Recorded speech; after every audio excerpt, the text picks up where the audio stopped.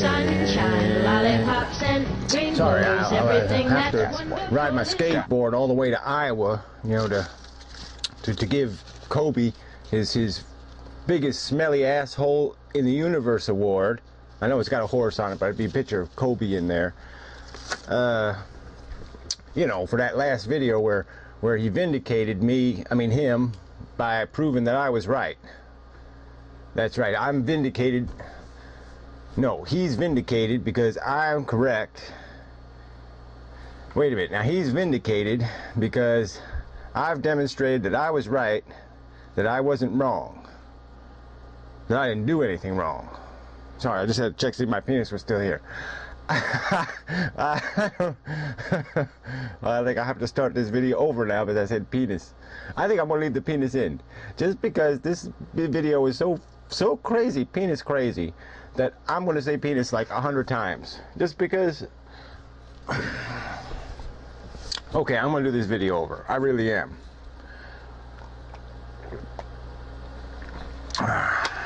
Yeah, that's proof I'm going to do it over. There's no way would I leave that in. Drinking on a video, that's really bad. Look at this thing. It's got fucking shock absorbers on it. Look at that fucking shock absorbers on a fucking skateboard. On a toy skateboard. I mean, it's just... What is wrong with people? And what am I doing with this? What is this doing in my fucking house? Alright, anyway. Yeah, I don't know what it... You know... How do you argue with these assholes?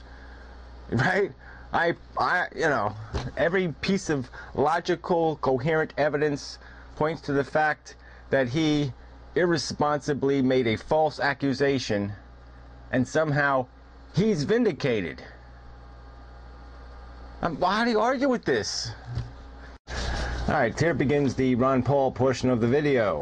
I watched a few more Ron Paul segments, you know, and there was just a couple of little interesting things that come up, you know, and so one of them was on, you know, talking about the Federal Reserve again, the gold, and he made the claim that there's some question about whether the gold is even there. Now, this guy knows. I mean, he served on the committee, the oversight committee for the Federal Reserve, as ironic as this is. And any one of these congressmen, any time, can go down to Fort Knox and they can go look around. And so they can get a pretty good idea whether the fucking gold is there or not. And so it's really irritating that he would imply that there's some secret there. What they haven't done is wasted a few $1 million to count up all the gold bars and see if all the gold's there. But, you know, because everybody rational is saying, okay, it's there. I mean, they go over there and they look at it and they say, oh yeah, there's a bunch of gold in there, you know. But anyway, it's just stupid. It's just, you know, it's just this, it's those kind of little manipulations of the truth. And he's also made the implication that they're just printing money out of air, thin air. And that really isn't what happens. And so it's when you have to resort to these little lies, you know, that you lose credibility. And the problem isn't that we're printing money. The problem is that we are borrowing money and paying it back at interest. And that's why you need a Federal Reserve, because if you didn't have one, all that borrowing would mean that it would cost a fortune for people to borrow money. If you didn't have the Federal Reserve, and if you didn't have, if banks weren't entitled to lend more money than they actually had, yeah, nobody would be owning a house, okay? Only rich people would own houses. Only rich people would be buying cars, because you couldn't afford the interest rates to borrow money, and that's just the fact of life. Only the very best risk would get the money.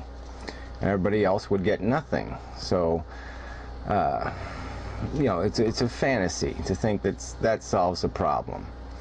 All right, and the second thing, he said something about being, you know, because one of the other candidates was claiming to be more Christian. You know, he made it clear to say, you know, he shouldn't be claiming he's the only Christian running for president, you know, because he wanted to just point out how Christian he is. You know, then I found he's raised $18 million.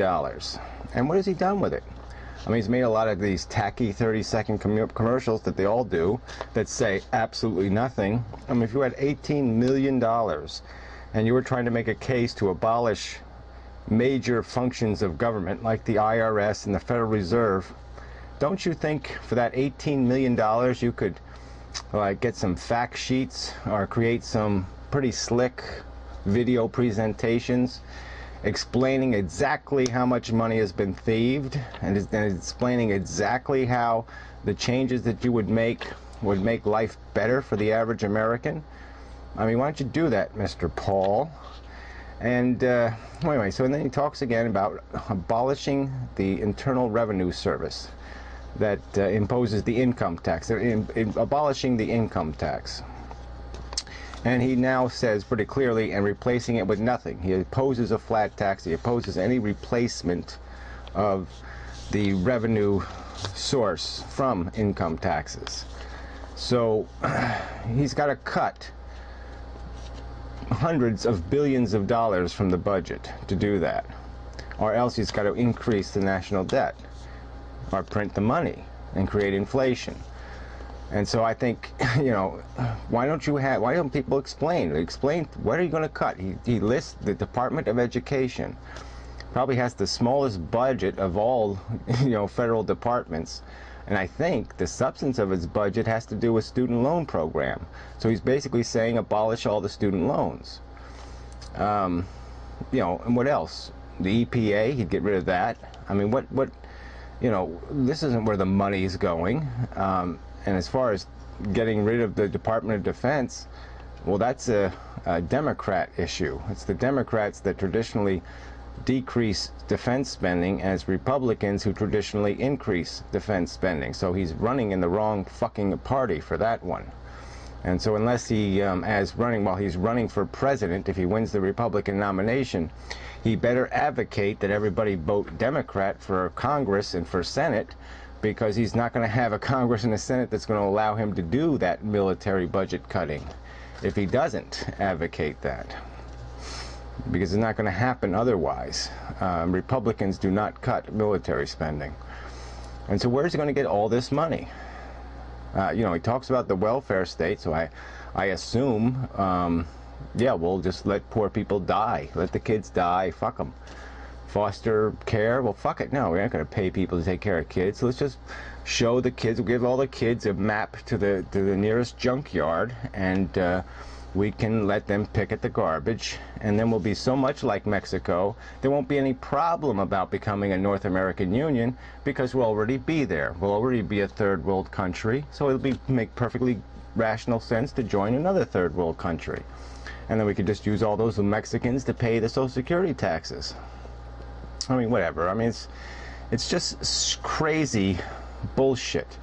This is so thin a policy to be running for president on. I mean, look, all the candidates run on bullshit. You know, these you know, 3 sentences of gibberish. And that was another thing. I mean, you're watching these shows where they're getting interviewed on these stupid news shows like Fox News or some other thing, and they waste so much fucking time asking nothing questions and getting nothing answers. I mean, it's just incredible that this is how we elect the leader of the most powerful country on planet Earth, you know, through nothing, through an interrogation of philosophy and policy that is, you can't even call it softball, it's Nerf ball. I mean, this isn't real life, this is Nerf life. I mean, it's just such bullshit. And to think that people, you know, $18 million, a lot of money going to nothing. And to see these young people persuaded by this bullshit, people who don't even pay an income tax, don't even realize that most Americans don't pay income taxes. They actually get money back on their income taxes because they have deductions.